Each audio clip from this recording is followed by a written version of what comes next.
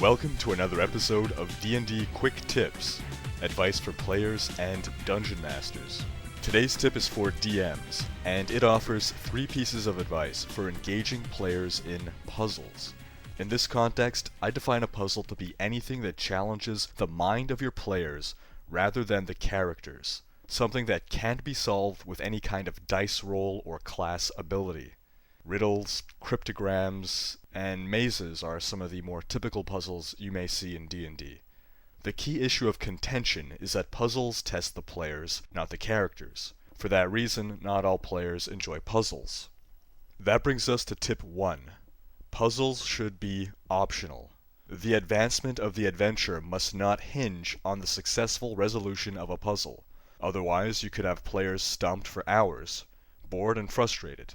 Make a puzzle unlock a bonus reward, or an alternate, easier method to solving a problem. If your players decide to skip on the bonus rewards and would rather take the difficult path than try to solve a puzzle, then you should probably stop trying to include puzzles altogether. Tip 2. Start easy. An initial bad experience can turn players off puzzles forever. If they become frustrated with the difficulty of the first puzzle, they may not even bother trying to solve the second. Even if the players realize the puzzle wasn't very difficult, if they solve it, they'll still feel some degree of satisfaction at having outsmarted the puzzle.